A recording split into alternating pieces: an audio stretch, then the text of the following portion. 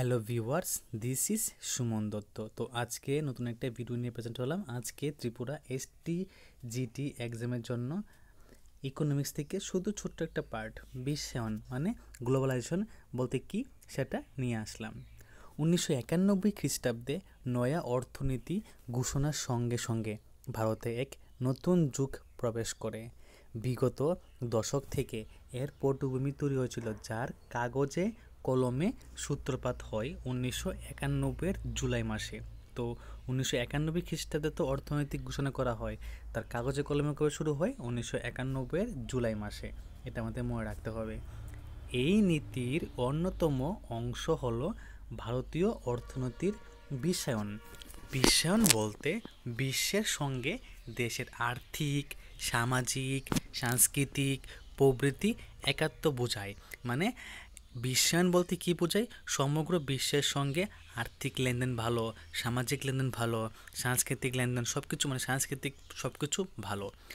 বিশ্বায়ন মানে হলো পৃথিবীর অন্যান্য দেশের সঙ্গে শুধুমাত্র রাজনৈতিক পরিসীমার পার্থক্য থাকবে আর অন্য সকল প্রতিবন্ধকতার অবসান ঘটানো হবে। মানে বিশ্বায়নে বলে কি বলা হয়েছে? শুধুমাত্র তোমাদের এখানে আমাদের এখানে কি থাকবে, মানে দুটো রাষ্ট্রের মধ্যে শুধুমাত্র খালি পলিটিক্যাল সিস্টেমটা পার্থক্য থাকবে, কিন্তু বাকি সব কিছু ফ্রেন্ডশিপের মধ্যে থাকবে। যেরকম আমার বাড়ির সাথে পাশের বাড়ি, ঠিক আছে? বিশ্বায়নের অঙ্গ হিসাবে ভারতের জনগণ বিদেশি দ্রব্য সহজেই আন্তর্জাতিক বাজারে সমমূল্যে ভোগ করার সুযোগ পাবে।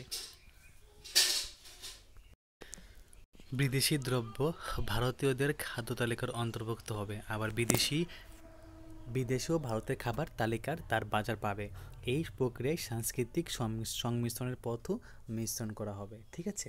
এই দেখো এখানে একটা চার্ট দিয়েছি, বিশ্বায়ন, সাংস্কৃতিক, সামাজিক, রাজনৈতিক, অর্থনৈতিক, চিত্ত বিনোদন, ঠিক আছে? তো এই যে বিশ্বায়ন সম্পর্কে ছোট্ট একটা ভিডিও, মেবি এটা 2 মিনিটের ভিডিও হবে। তো আশা করব সবাই দেখবে। যদি তোমাদের কাছে ভালো লাগে তবেই ভিডিওটা শেয়ার করবে, এবং যদি তুমি চ্যানেল নতুন হয়ে থাকো, তোমার কাছে যদি পছন্দ হয় তাহলে সাবস্ক্রাইব করবে। কারণ আমি মেবি আর শুধু 2 দিনই ভিডিও বানাবো, তারপর আর ইকোনমিক্সে কোনো ভিডিও আসবে না, কারণ এখানে আমি রেসপন্স পাই না। ধন্যবাদ সবাইকে।